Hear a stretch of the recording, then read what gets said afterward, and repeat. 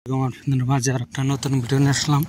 আজকে কথা বলবো মালদ্বীপ বিষয় নিয়ে। মালদ্বীপ খোলা আছে, মালদ্বীপ আসতে পারবেন। আসার আগে কিন্তু কিছু কাজ করা লাগবে, কি কোন কোম্পানিতে আসলে ভালো হবে সেই বিষয়ে কিছু কথা বলবো। কি জন্য মালদ্বীপ অনেকই কোম্পানি আছে, 5 জন 10 জন নিয়ে একটা দিবাই লোক কোম্পানি খুলে বসে রয়েছে।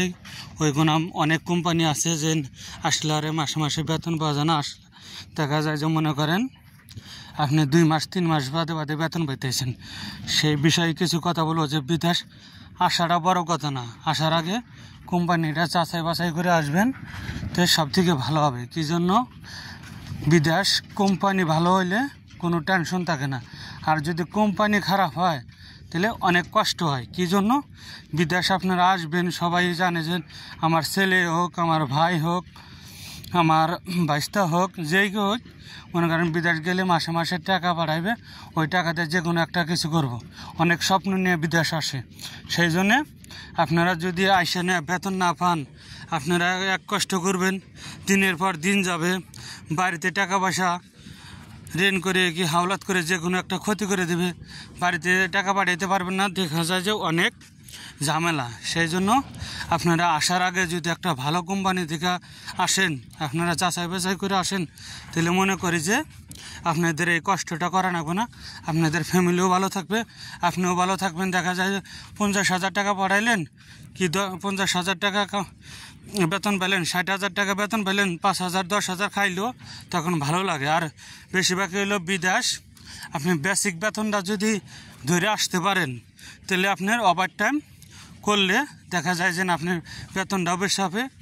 আর যদি ওভার টাইম নাও করেন, বেসিক বেতন যদি ভালোতে আসেন, দেখা যায় ওভার টাইম না করলেও আপনার 50,000 55,000 60,000 টাকা বেসিক বেতন ধরে আসলে সব থেকে বেটার হবে।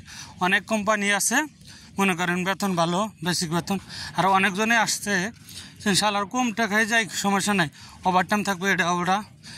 ভাই অনেক কোম্পানি আছে আপনি বেসিক বেতন যা তাই, অনেক কোম্পানিতে ওভার টাইম নেই। আবার কিছু কিছু কোম্পানি আছে আপনার যদি 5,000 টাকা বেতন হয়, আবার 4,000 টাকা ওভার টাইম আসে।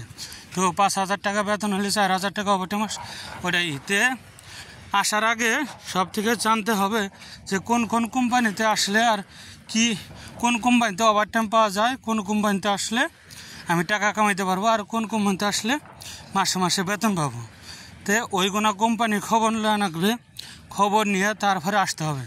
যদি এর মধ্যে আপনার দেরি হয়, যদি 2 মাস 4 মাস 6 মাস 1 বছর দেরি হয়, সমস্যা নাই। কি জন্য আপনি কোম্পানি দেখে তারপরে আসতেছেন, আসার পরে আপনি মাসে মাসে বেতন পাইতেছেন, টাকা বাড়াইতেছেন। আপনি এই বিদেশ আসার আগে দেখা যায় যে অনেক স্বপ্ন থাকে, অনেক আশা থাকে যেন আমি বিদেশ যাবো, বিদেশ যাওয়ার পর এটা যে কোনো আশার দ্বারাই মানুষ আসে, যে কোনো স্বপ্নের দ্বারাই আসে। দেখা যায় বাড়ি করার জন্য আসে, কেউ একটা ব্যবসা কর, যে টাকা কামিয়ে 5 বছর 10 বছর ইনকাম করলাম, ইনকাম করার পর বাংলাদেশে যে কোনো একটা বিজনেস করব। সেই জন্যে এখানে বিদেশে আসার পরে অনেক স্বপ্ন নিয়ে আসে বাংলাদেশে থেকেই। তো আপনারা যদি ভালো কোম্পানিতে আসেন, দেখা যায় আপনাদের স্বপ্নটা সঠিক হবে, আপনারা অনেক কিছু করতে পারবেন। আর যদি মনে করেন যে না আপনাদের কোম্পানি ভালো না হয়, মাসে মাসে যদি বেতন না পাঠাইতে পারেন, তাহলে আপনাদের স্বপ্নও থাকবে না, আপনাদের কোনো আশাও পূরণ হবে না।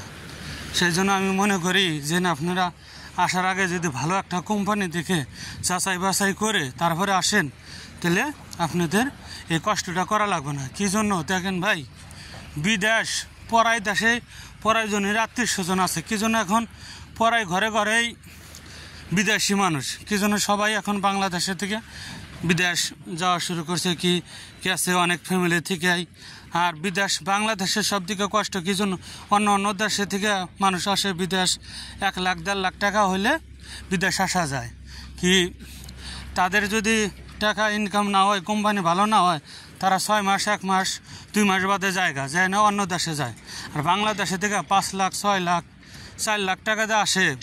অনেক ভাইরাই দেখা যায় যে ঋণ করে আসে, ওইটা একবার ডাং খাইলে পরের বার অনেক ফ্যামিলিতে আসে যেন বিদেশে আসতে পারে না। সেই জন্য আমি বাংলাদেশের পড়াই ভাইরাই আমার ভিডিওর মাধ্যমে কথা তুলে ধরি যে আপনারা যদি বিদেশে আসেন, আসার আগে কোম্পানিটা যাচাই বাছাই করে আসবেন। আসার পরে যদি ভালো বেতন পান আপনাদের ভালো, আমার কোনো আপনারা যদি আসেন, আসার পরে যদি বেতন না পান আমার যে কোনো ক্ষতি হবে না। কি জন্য আমি কথাটা তুলি, যাতে পান কের ফ্যামিলিটায় কোনো ক্ষতি না হয়, যার ফ্যামিলিতে থেকে যে আসবে অনেক আশা নিয়ে পাঠাবে তাদের ভালো হয় কি হয়। আজকে আমি ভিডিওতে অনেক কথাই তুলে ধরলাম। যদি আপনাদের ভালো লাগে অবশ্যই আপনারা আমার চ্যানেলটা সাপোর্ট করবেন, লাইক শেয়ার কমেন্ট করে যাবেন। ভালো থাকবেন।